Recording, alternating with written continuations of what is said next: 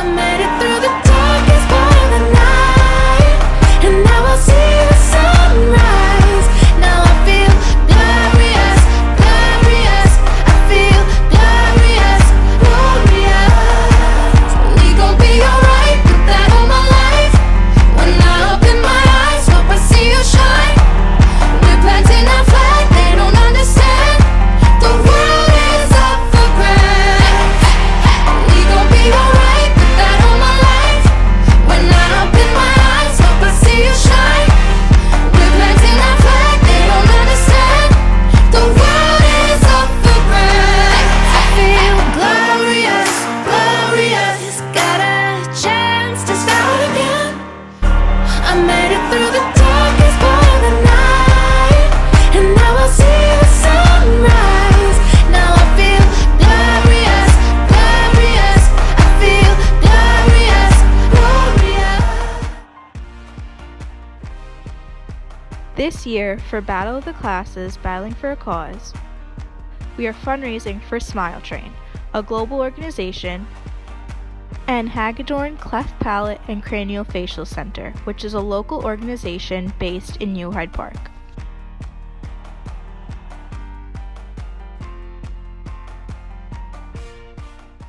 Since 1999, Smile Train has focused on one serious but solvable problem: providing the same opportunities to the millions of children around the world born with clefts as those born without.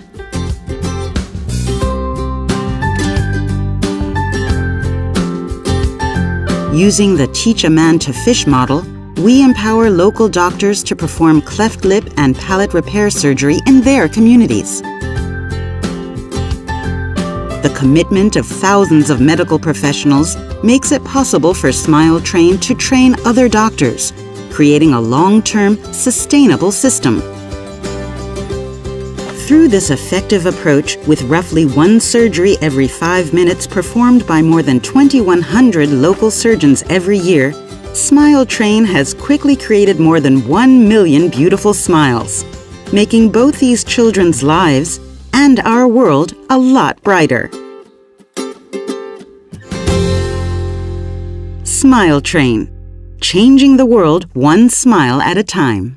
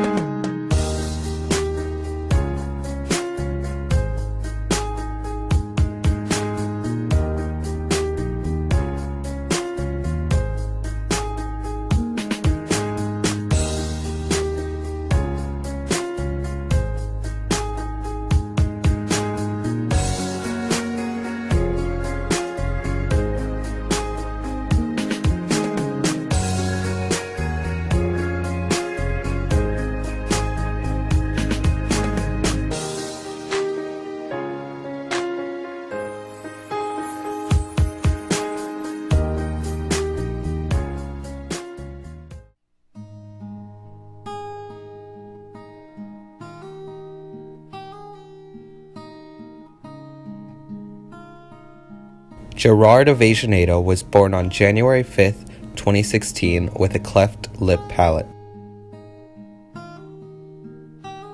This is a genetic complication that 1 in 650 babies are born with.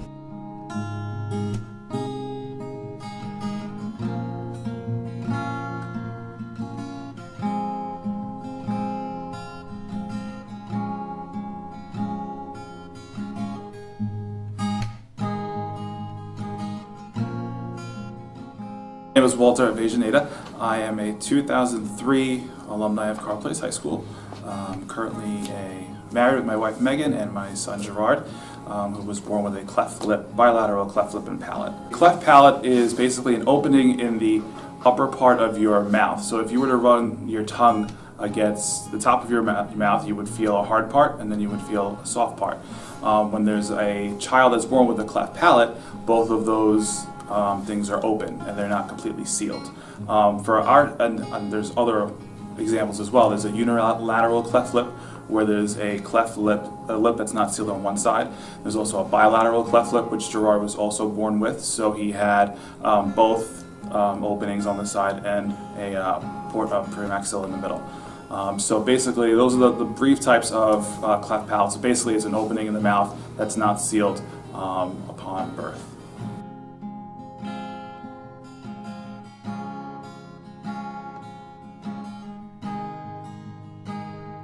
The 20-week sonogram, when you go in, you're very happy and excited to see the baby, and then more and more doctors come in, and all of a sudden, your world changes in a heartbeat.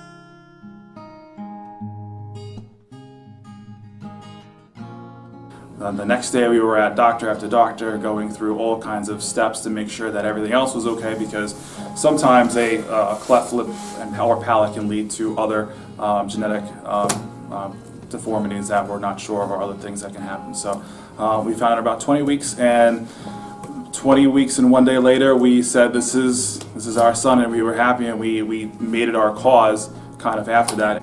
Well, when he called me and he told me, and I saw how devastated he was. It was the first day. He called me, and then he was very upset. Later on, they embraced it with all this love for the child. But for the love they have for the child, it was terrible. I couldn't sleep that night.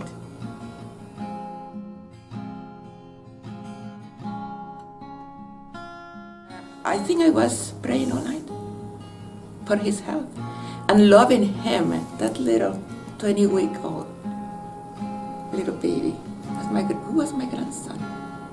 I think that I started to love him more and more. And I knew that he was going to need all of us.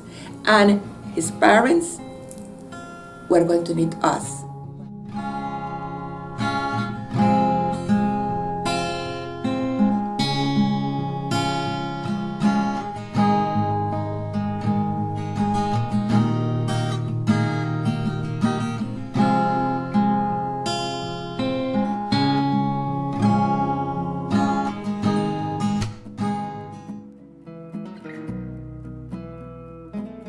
When he was born, plastic surgeons come in and out, and probably 15-20 doctors see him instantly.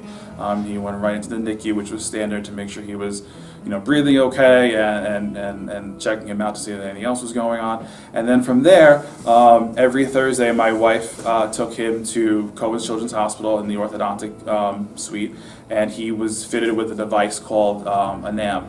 And basically, what that does is it covers the palate so that it grows on its own, because it's still living tissue, and everything kind of will start to close together.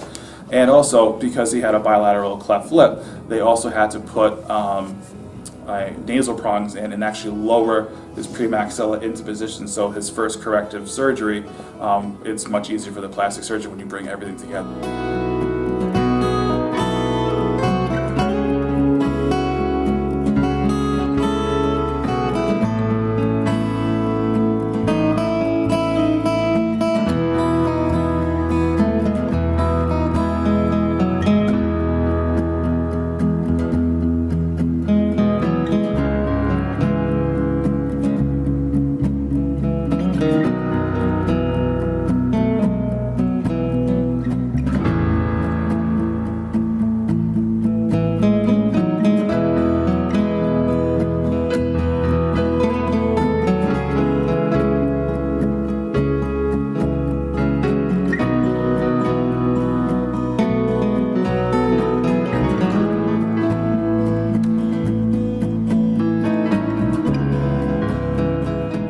First surgery at 5 months, and that was just to repair his lip. And then the second surgery was almost at a year old, and that's when they repaired his soft palate, and they put what's called a fixed obturator, and that's basically basically what the NAM was, but permanently fixed in with 4 screws, so to let everything kind of grow closer together. And then this past summer, he had his final surgery for now, where they removed the fixed obturator and they closed the hard palate, and it works beautifully. You can't even tell. It looks better than the average everyday palates. It's a work of art. And then his next surgery won't be until right before kindergarten, where they'll take a piece of his hip bone and put it into his jaw because the jaw lines are still clefted in the inside. And then they'll put the bone in, and then the teeth will grow, and then from there, braces and maybe another surgery after that.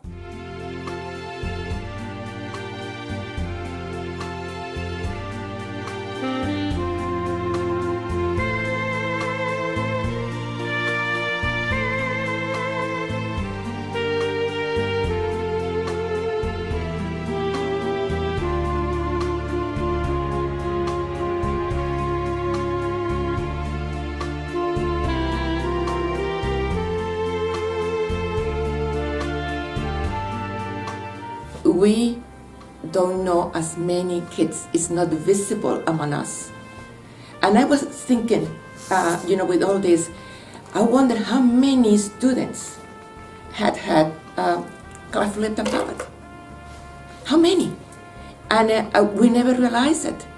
We just see like a little thing in the lip, but we take it for granted because they speak well, because they behave normally.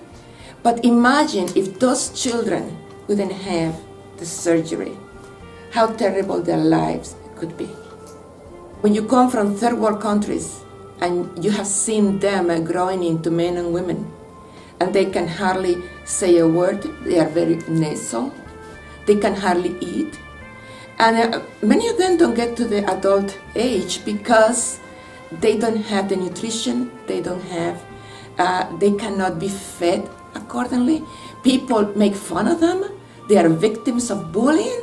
They are victims of society. I think it's awesome. It's absolutely incredible that you guys are doing this because it's not a cause that is, usually fundraised for, but it affects so many children, and you're giving, opportunities galore to, kids and out of the country with Smile Train and even Hagedorn. You're improving the lives of so many people. You're relieving the stress of so many parents who handle everything so differently, and both of these organizations are just absolute wonderful gems, both for Smile Train out of the country and for Hagedorn. It's a pride and joy of Long Island, and just how many people they help every year is absolutely incredible. Turn the crowd up now, we'll never back down, shoot down the skyline, watch it on prime time, turn up the love now, listen up now, turn up the love. Who's gonna save the world tonight? Who's gonna bring